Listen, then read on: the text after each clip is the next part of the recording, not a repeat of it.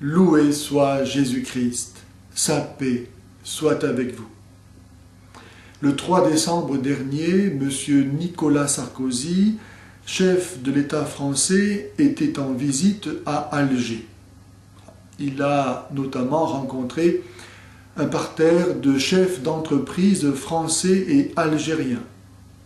Et à cette occasion, il a cru devoir donner à ses hôtes des gages de soumission à l'islamiquement correct.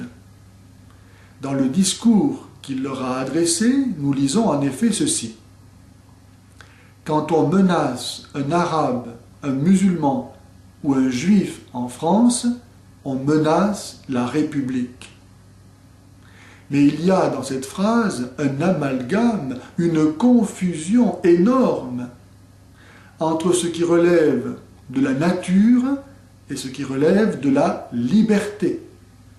Être arabe ou juif ne relève en rien de la volonté ou de la liberté de qui est arabe ou juif. C'est un fait de nature. On n'y peut rien. C'est comme ça. C'est un don qui nous précède. Et c'est pourquoi aussi, il est parfaitement injuste de reprocher à quelqu'un sa race, parce qu'il en est parfaitement innocent.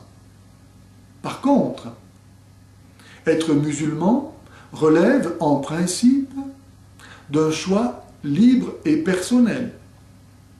L'islam se présentant comme une religion, c'est-à-dire offrant une certaine conception de Dieu, de l'homme et du monde que chacun est libre d'identifier avec la vérité ou pas.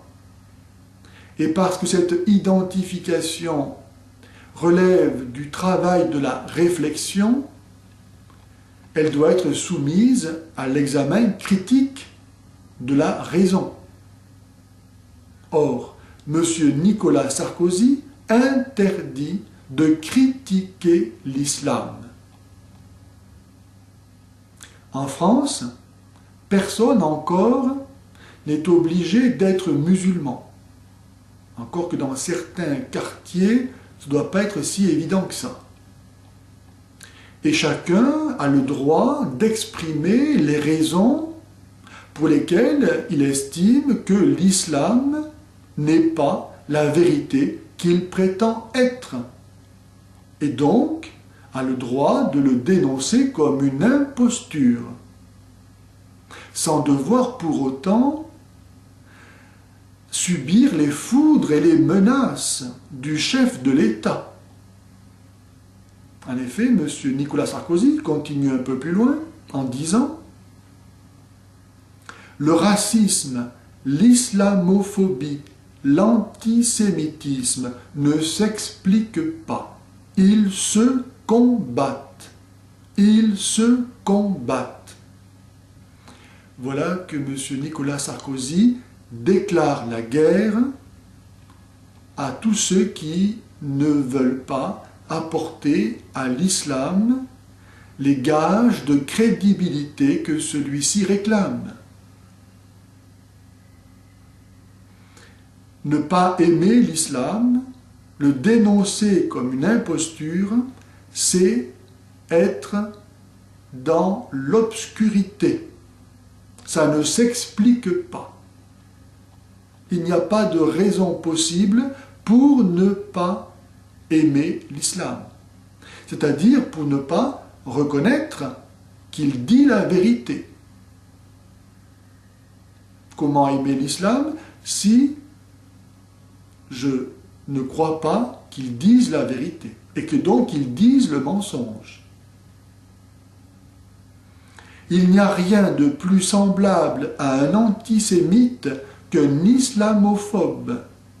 Tous deux ont le même visage, celui de la bêtise et celui de la haine, poursuit notre président. Ainsi donc, si vous ne voulez pas aimer l'islam, lui apporter les gages de crédibilité qu'il réclame, vous êtes bête. Et même vous êtes mauvais, vous êtes plein de haine. vous êtes culpabilisé parce que vous ne voulez pas de l'islam. En interdisant de critiquer l'islam, M.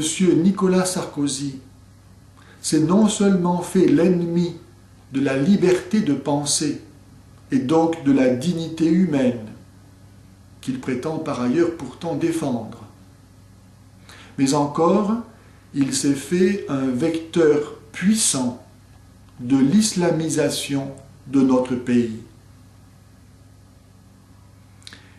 Si donc, comme moi, vous êtes scandalisé de la livrée qu'endosse notre président au service des desseins d'hégémonie planétaire de l'islam que lui a légué son fondateur et dont témoigne quasiment partout son histoire, douloureusement, je vous invite à lui écrire pour le lui faire savoir.